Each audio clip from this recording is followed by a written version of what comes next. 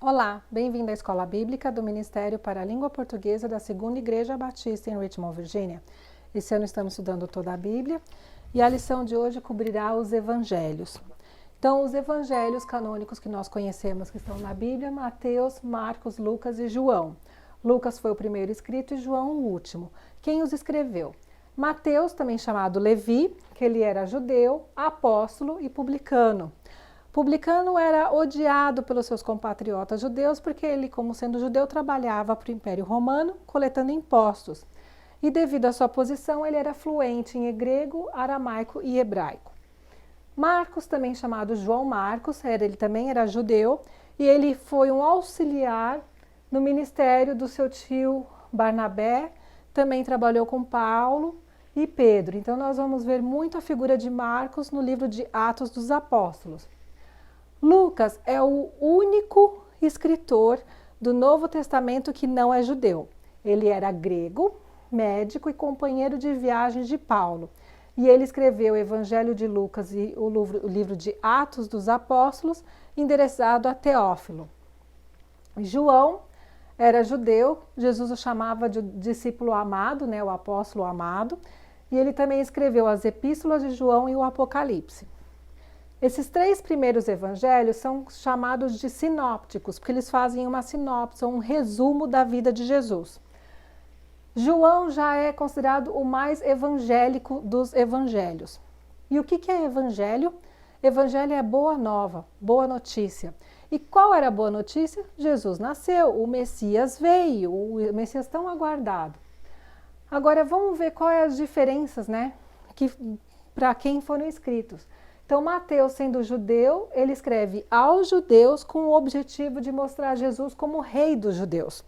Então, ele apresenta a genealogia de Abraão a Jesus, porque em Abraão foi começado o povo hebreu, você acha Davi, mostrando que Jesus era de linhagem real, e chega em Jesus. Ele é o que faz maior número de citações do Antigo Testamento, 128 citações, porque o objetivo de Mateus é mostrar o cumprimento das profecias sobre o Messias na pessoa de Jesus. Já Marcos, sendo judeu, escreve aos gentios, com o objetivo de mostrar Jesus como servo. Ele faz poucas citações do Antigo Testamento, 63, porque o seu maior objetivo é mostrar a importância do discipulado. Lucas, sendo gentil, escreve aos gentios, e ele quer mostrar Jesus como o homem perfeito. Ele traça a genealogia de Jesus de Adão a Jesus e ele coloca 100 citações do Antigo Testamento, porque o objetivo dele era um propósito evangelístico, doutrinário, apologético e histórico.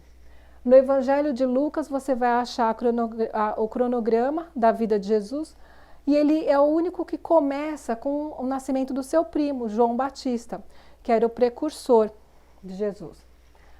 João, sendo judeu, ele escreveu aos judeus. E o objetivo de João é mostrar Jesus como Deus, Jesus é Deus. E ele mostra, então, a humanidade e a divindade de Jesus, sem ter aquela noção helenística da época, que era metade-metade. Como se ele fosse metade filho de Deus, metade filho de humano, 50% de cada, Não, 100% de cada um. Ele era 100% Deus, 100% homem. Então, nisso ele está derrubando um conceito helenístico. Nos evangelhos nós vemos então o plano da salvação de Deus para todas as famílias da terra. O nascimento de Jesus, ele cumpriu todas as profecias que diziam respeito ao Messias, que ele nasceria em Belém da Judéia, que sua mãe seria uma virgem e que ele seria da linhagem de Davi. Aí você vai me falar, mas o nome dele é Jesus e não é Emanuel. Aí quando você lê com cuidado os textos de Isaías, que o seu nome será Emanuel, você vai descobrir que Emanuel é um título. Porque ele fala, o seu nome será Emanuel, e depois fala, o seu nome será Conselheiro, Deus Forte, Pai da Eternidade, Príncipe da Paz. A ordem talvez não seja certa. E o nome Jesus, o que significa? Jesus, que é Yeshua no hebraico, vem da mesma raiz de Yehoshua, que seria Josué. O significado, Jeová salva, ou Senhor salva. Cristo nós sabemos que vem do grego, que é a palavra para Messias, ou ungido em português. E, para saber no hebraico, a palavra para Messias é Hamashia, né? Então, Hamashia, Cristo, Messias, tudo significa o ungido. Depois da apresentação do templo, que eles fogem para o Egito, porque os magos vieram direto para o palácio, né, de Herodes, procurando o rei dos judeus que nasceu, nós sabemos que há um vazio na história de Jesus, até ele ser dado por sumido pelos pais e ser encontrado 3 dias depois conversando com os doutores da lei no templo. Embora a Bíblia fale que todo ano a família ia para o templo, né, na ocasião da festa. E por que 12 anos? Por que Mateus coloca esse registro? Porque aos 12 anos, pela tradição judaica, o menino já é responsável pela sua decisão espiritual. Então aqui Jesus poderia aos 12 anos estar conversando, dialogando com os doutores da lei no templo. Aí nós temos um outro gap, né, um outro vazio na história, né, até quando nós vemos que o primo de Jesus, João Batista, está anunciando, né, o arrependimento do povo, porque o reino de Deus estaria próximo, e batizando, e ele mesmo fala que ele é a voz do que clama do deserto, que o profeta Isaías falou que anunciaria, seria o precursor do Messias, e Jesus vem e pede para ser batizado. E o que João fala? João fala, eis o Cordeiro de Deus que tira o pecado do mundo. Vamos focar no tira. Até então, o que o sacrifício fazia? Cobria o pecado. Por isso que você tinha que sacrificar sempre. Jesus tira o pecado. Essa é a grande diferença. Depois do seu batismo, nós sabemos que ele vai para o deserto, passa 40 dias em Jesus, é tentado e começa o seu ministério. No ministério de Jesus, ele escolhe e treina 12 discípulos, que ele chama de apóstolos, e ele treina outros 70 discípulos, que ele manda de 2 em 2, né, aos pares para as outras cidades. O seu ministério, então, ele foi desenvolvido em ensinar o povo e os seus discípulos, e o ensino era pela exposição e explicação dos escritos sagrados, e de vez em quando ele usava parábolas. E quando ele usava parábolas, ele mesmo disse que era porque ele tinha um ensinamento oculto que não era para todo mundo entender.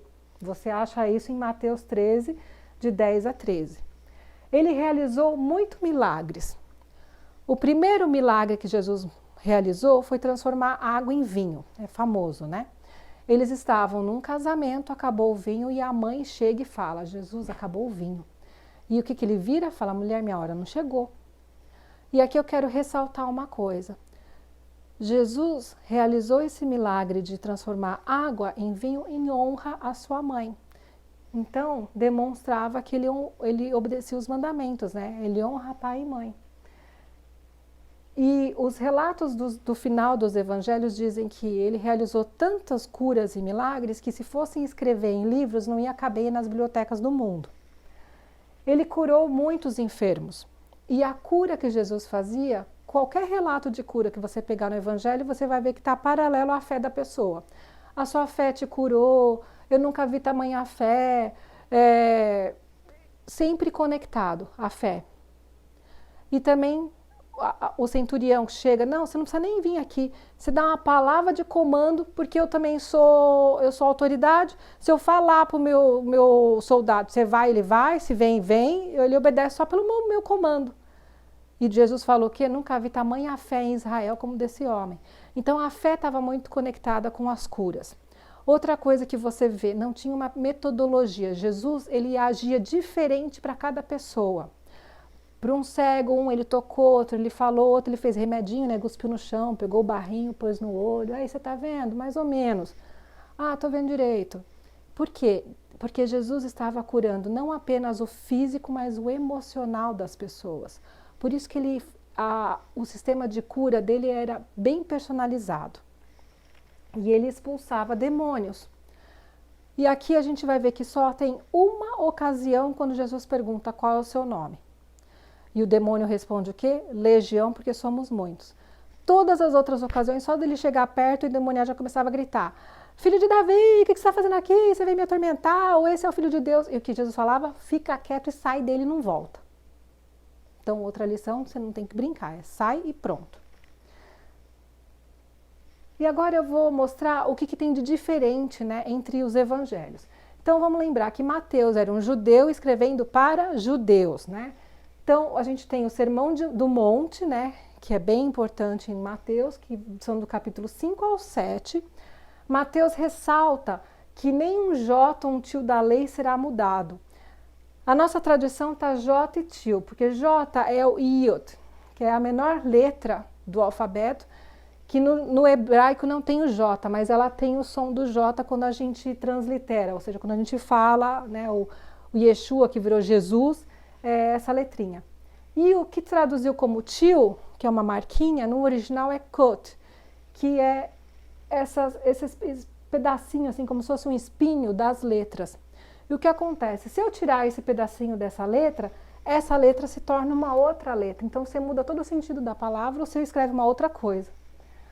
Ele também fala que os escribas e os fariseus ocupam a cadeira de Moisés.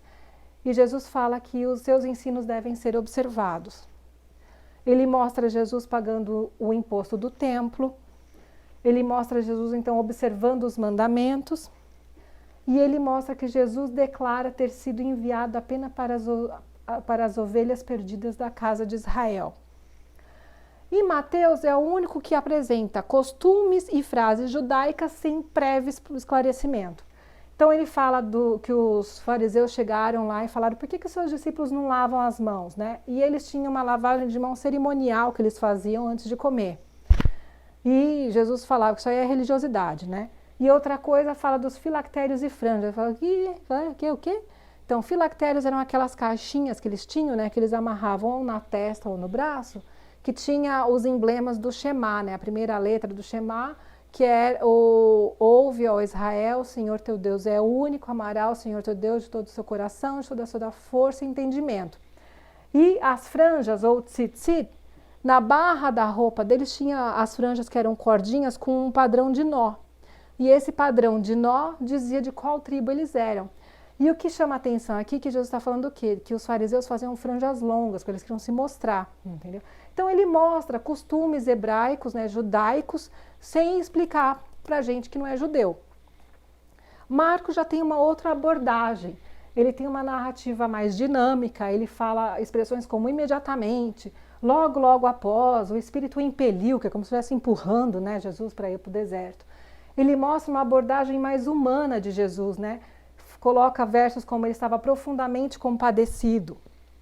Ele encoraja os cristãos a permanecerem fiéis no discipulado, especialmente frente à perseguição, mostra a oposição que Jesus tinha à religiosidade, desperta a fé nas promessas de Jesus e apresenta que a salvação era apenas em Jesus.